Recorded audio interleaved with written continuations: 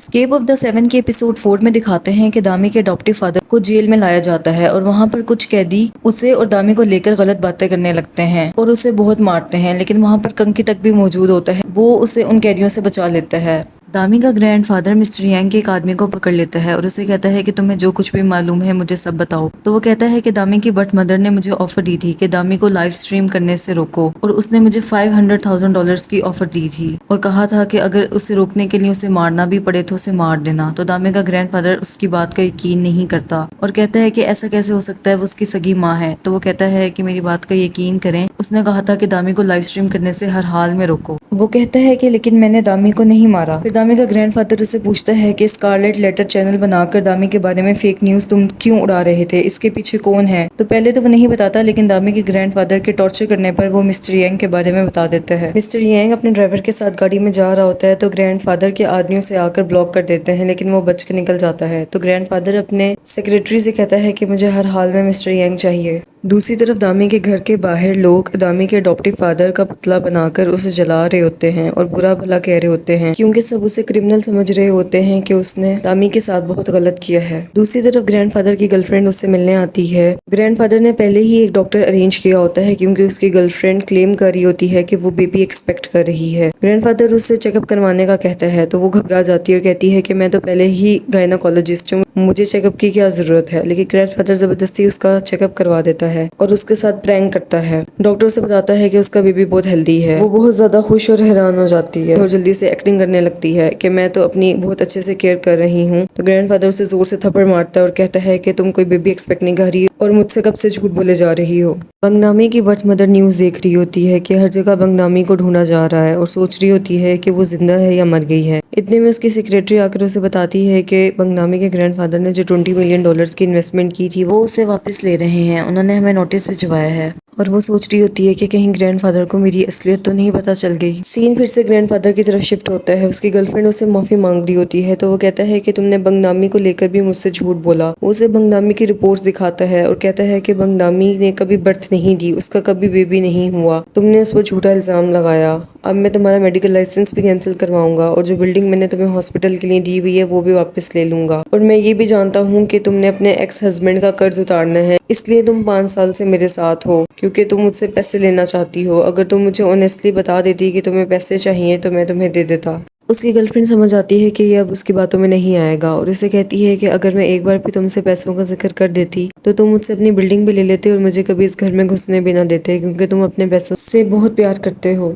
और उसे कहती है कि इन 5 सालों में तुमने मुझे सिर्फ एक बार $100 दिए और वो भी कई बार जताए। अब मुझे तुमसे 5 साल की फीस चाहिए जो मैं तुम्हारी पर्सनल फिजिशियन बनकर रही। और जहाँ तक बंगनामी की बात है तो तुम उसे छोड़ने वाले पहले शख्स थे। अगर तुम उसे सच में अपनी ग्रैंड डॉटर समझते तो उसका साथ देते। बेशक पूरी दुनिया उसकी तरफ उंगली उठा रही थी, लेकिन तुम्हें उसका यकीन करना चाहिए था। लेकिन तुमने उसे प्रोटेक्ट नहीं किया, इसलिए तुम ही जिम्मेदार हो। ये सब सुनकर ग्रैंडफादर अपने गार्ड से कहता है कि इसे धक्के देकर घर से निकाल दो और सारे गार्ड्स उसे घर से बाहर फेंक देते हैं। और ग्रैंडफादर दामी की बर्थ मदर को कॉल करके कहता है कि मैंने तुम्हें जितने भी पैसे दिए वो तुमने दामी को कत्ल करने में इस्तेमाल कर दिए और मैं कसम खाता हूँ कि मेरे पास अब जितने भी पैसे बचे हैं वो मैं तुम्हें मारने में इस्तेमाल करूंगा। दूसरी तरफ दामी की अडॉप्टिव मदर अपने हस्बैंड से मिलने जेल जाती है। वो उससे पूछता है कि क्या दामी मिली, तो वो कहती है कि अभी तक नहीं मिली। और क्या तुम्हें उस रात के बारे में कुछ याद आया जिस रात दामी पर गोली चली थी। तो वो कहता है कि मुझे ना होने के बराबर ही याद है।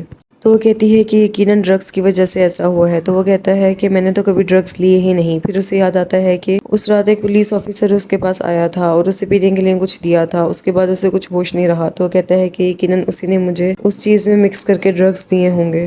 फिर दामी की अडॉप्टिव मदर दामी के स्कूल जाकर उसके टीचर से मिलती है और पूछती है कि जिस दिन दामी गायब हुई उस दिन उसकी एक स्टूडेंट से लड़ाई हुई थी, वो कौन थी। तो दामी की टीचर उसे कुछ नहीं बताती और कहती है कि ऐसा कुछ नहीं हुआ। टीचर हनमून को बचा रही होती है क्योंकि वो दामी को पसंद नहीं करती होती। फिर दामी की अडॉप्टिव मदर पूरी क्लास से पूछती है कि अगर किसी को दामी और स्टूडेंट के रिलेशन के बारे में पता है कि उस स्टूडेंट ने दामी के साथ ऐसा क्यों किया तो मुझे बता दो। लेकिन कोई उसे कुछ नहीं बताता और टीचर गार्ड्स को बुलाकर उसे स्कूल से बाहर निकलवा देती है। वो जा रही होती है कि इतने में दामी की क्लास की एक लड़की उसके पास आती है और उसे बताती है कि जिस लड़की का बेबी हुआ था वो हनमोन थी, दामी नहीं थी। और उसे एक वीडियो दिखाती है जिसमें दामी ने लाइव स्ट्रीम में बताया होता है कि उसके फादर पर झूठा इल्जाम लगाया जा रहा है और वो बेबी उसका नहीं बल्कि हनमोन का है। तो दामी की अडॉप्टिव मदर उससे पूछती है कि सब उससे ये बात क्यों छुपा रहे हैं और टीचर ने झूठ क्यों बोला।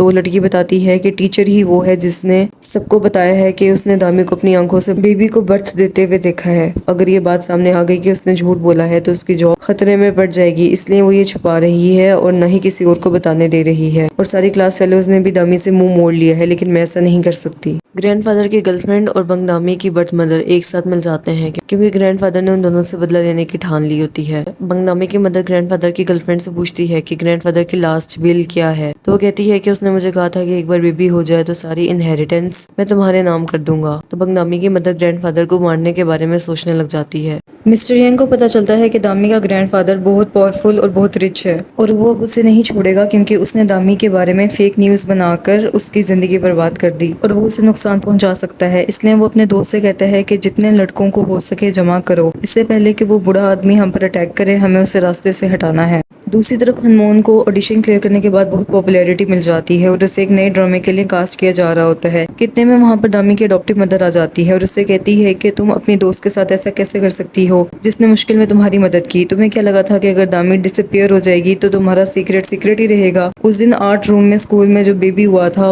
वो दामी का नहीं बल्कि तुम्हारा हुआ था। ये सुनकर वहाँ पर बैठे सारे प्रोड्यूसर्स और डायरेक्टर्स हैरान रह जाते हैं और शौक में आ जाते हैं। हनमोन अनजान बनने की एक्टिंग शुरू कर देती है और कहती है कि मुझे इस बारे में कुछ नहीं पता, आप जो भी बोल रही हो, और ना ही मैं दामी के क्लोज थी। तो दामी की अडॉप्टिव मदर कहती है कि झूठ मत बोलो, जिस दिन दामी डिसअपियर हुई उस दिन भी तुम्हारी उससे लड़ाई हुई थी और तुमने पहले से ही सब कुछ प्लान करके रखा हुआ था कि दामी को किस तरह यूज करना है। तो वहाँ का हेड कहता है कि अगर आप यहाँ से नहीं गई तो हमें पुलिस को बुलाना होगा। तो दामी की अडॉप्टिव मदर जाने से पहले कहती है कि मैं पूरी दुनिया को इस सच का बताऊंगी, बस अब तुम इंतजार करो और देखो मैं क्या करती हूँ। और वही कहकर चली जाती है। इस तमाशे के बाद प्रोड्यूसर वहाँ से उठकर चली जाती है और बाकी डायरेक्टर्स और प्रोड्यूसर्स भी ये सोचने लगते हैं कि इसके स्कैंडल का हमारे ड्रामे पर बहुत बुरा असर पड़ सकता है। इसलिए वो सब वहाँ से उठकर जाने लगते हैं और कहते हैं कि हमें अब अपने ड्रामे के लिए एक नई एक्ट्रेस ढूंढनी होगी। हनमोन उन्हें रोकने की बहुत कोशिश करती है लेकिन वो नहीं रुकते। दामी की अडॉप्टिव मदर उसके ग्रैंडफादर को बताती है कि मैंने वो लड़की ढूंढ ली है जिसने दामी को फंसाया था। तो दामी का ग्रैंडफादर कहता है कि बाकी सब कुछ मुझ पर छोड़ दो और अपने सेक्रेटरी से कहता है कि एक प्रेस कॉन्फ्रेंस की तैयारी करो। दूसरी तरफ मिस्टर यांग एक पूरा गैंग तैयार करता है दामी के ग्रैंडफादर को प्रेस कॉन्फ्रेंस करने से रोकने के लिए। इतने में से हनमोन की कॉल आती है और उसे बताती है कि दामी की अडॉप्टिव मदर आई थी और वो सब कुछ जानती है कि कैसे मैंने दामी को इस सब में फंसाया। तो मिस्टर यांग आगे से कहता है कि मैं इस सब में क्या कर सकता हूँ। तो हनमोन कहती है कि इस बारे में कुछ करो। तो वो कहता है कि दामी का ग्रैंडफादर बहुत पावरफुल है, पहले मुझे उससे निपटना है और तुमने गलत लड़की को चूज कर लिया, मैं कुछ नहीं कर सकता। इस सारी सिचुएशन में कोई और भी पीछे से गेम खेल रहा होता है और वो दामी के अडॉप्टिव फादर के पास जेल में एक लॉयर भेजता है। लॉयर उसे कहता है कि मुझे दामी के ग्रैंडफादर ने भेजा है, लेकिन असल में उसे किसी और ने भेजा होता है और वो उसे कहता है कि मैं तुम्हें 2 घंटे के लिए जेल से बाहर निकालूंगा और तुमने उस पुलिस वाले के पास जाना है जिसने तुम्हें ड्रग्स दी थी और अपनी बेगुनाही साबित करनी है। दूसरी तरफ दामी की मदर हनमोन से कॉन्ट्रैक्ट तोड़ देती है और कहती है कि तुम्हारा स्कैंडल बहुत बड़ा है, हम किसी मसले में फंसना नहीं चाहते और आज हमारी डील खत्म हो गई है। और कहती है कि पूरी दुनिया स्कैंडल के बारे में बातें कर रही है और दामी जैसी स्टूपिड लड़की तुम्हारी बातों में आ गई। तो हनमोन कहती है कि आपको इस वक्त मेरी फिक्र करनी चाहिए, उसकी नहीं। तो दामी की मदर उसके फेस पर एक जोर से थप्पड़ मारती है और कहती है कि तुम में जरा भी इंसानियत बाकी नहीं बची।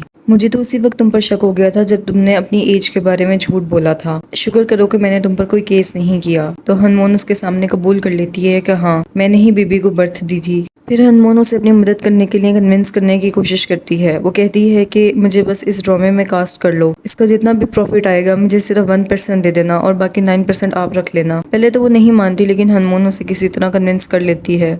ग्रैंडफादर की एक्स गर्लफ्रेंड दामी की मदर को कॉल करके बताती है कि ग्रैंडफादर प्रेस कॉन्फ्रेंस के लिए निकल रहा है और उसने वहां पर तमाम जर्नलिस्ट को बुलाया है और ग्रैंडफादर भी प्रेस कॉन्फ्रेंस के लिए अपने घर से निकल जाता है। इस कॉन्फ्रेंस में उसने सबकी असलियत बतानी होती है और दामी का नाम जो खराब हुआ होता है उसे क्लियर करना होता है। दूसरी तरफ दामी का अडॉप्टिव फादर उस पुलिस वाले के घर पहुंच जाता है और उसे वहां पर ड्रग्स नजर आती हैं। वो उससे पूछता है कि तुमने उस दिन मुझे यही ड्रग्स दी थी। तो वो उसके सामने कबूल कर लेते हैं कि हाँ मैंने दी थी। दामी का अडॉप्टिव फादर उसे काफी मारता है और उससे पूछता है कि मेरी बेटी दामी किधर है। तो वो कहता है कि तुम उसे कभी नहीं ढूंढ सकोगे। तो दामी का फादर उसे मारकर बेहोश कर देता है। फिर वो दामी के ग्रैंडफादर को कॉल करके बताता है कि वो पुलिस वाले के घर पहुंच गया और उसे वहां पर बैग मिला है ड्रग्स का, और जहां पर प्रेस कॉन्फ्रेंस हो रही है मैं वहां आ जाऊंगा। तो ग्रैंडफादर हैरान होकर कहता है कि तुम जेल से बाहर कैसे निकले? तो वो कहता है कि आपने ही तो इंतजाम किया था। तो ग्रैंडफादर कहता है कि मैंने तुम्हारा जेल से बाहर निकलने का कोई इंतजाम नहीं किया, तुम वहीं पर रुको, मैं तुम्हारे पास आता हूँ। फिर ग्रैंडफादर दामी के अडॉप्टिव फादर से मिलने निकल जाता है। दामी की मदर और ग्रैंडफादर की एक्स गर्लफ्रेंड को पता नहीं कहाँ से पता चल जाता है कि ग्रैंडफादर किस रूट से कहाँ जा रहा है, और वो भी वहाँ पहुंच जाती हैं। ग्रैंडफादर एक ब्रिज पर खड़ा होता है कि इतने में वहाँ पर वो दोनों आ जाती हैं और ग्रैंडफादर से कहती हैं कि प्रेस कॉन्फ्रेंस कैंसिल कर दो।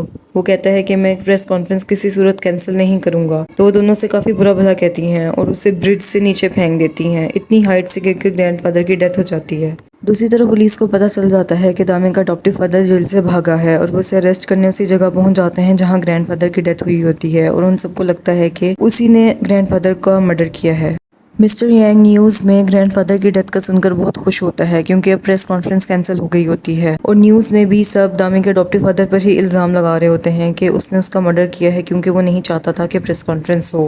ग्रैंडफादर की एक्स गर्लफ्रेंड मीडिया को दिखाने के लिए रोने धोने का नाटक करने लग जाती है। फिर लॉयर ग्रैंडफादर की लास्ट बिल लेकर आता है जिसमें उसने $10 मिलियन और एक घर अपनी एक्स गर्लफ्रेंड के नाम किया होता है। वो उससे पूछती है कि ग्रैंडफादर की बाकी सारी प्रॉपर्टी किधर है, तो वो कहता है कि उसने वो सारी प्रॉपर्टी सेल करके कैश कर ली थी। तो दामी की मदर और ग्रैंडफादर की एक्स गर्लफ्रेंड भागकर बेसमेंट में जाते हैं, लेकिन वहां पर उन्हें कुछ नहीं नजर आता। तो ग्रैंडफादर की एक्स गर्लफ्रेंड चिल्लाकर कहती है कि यहाँ पर पड़े हुए सारे एंटीक पीसेस और कैश कहाँ है। तो दामी की मदर कहती है कि वो मरते हुए भी हमारे साथ खेल कर गया है। दामी की मदर कहती है कि हमारे साथ तो चलो अच्छा ही हुआ, दामी के अडॉप्टिव फादर पर उसके कत्ल का इल्जाम लग गया और हम बच गए। फिर 3 हफ्ते के बाद का सीन दिखाते हैं। दोह्युक जेल से रिलीज हो जाता है और वो देखता है कि पुलिस स्टेशन के बाहर दामी की मदर दामी के पोस्टर्स लेकर खड़ी हुई है और उस पर लिखा होता है प्लीज फाइंड माई डॉटर। दोह्युक को याद आ जाता है कि दामी वही लड़की है जिसका बैज लेकर वो स्कूल गया था और जिसे उसने फेक न्यूज रिपोर्टर से बचाया था। इतने में वहाँ पर मिस्टर यांग आ जाता है और दोह्युक को लेकर अपने साथ क्लब चला जाता है, और फिर हमें पता चलता है कि दोह्युक की फैमिली बंगदामी के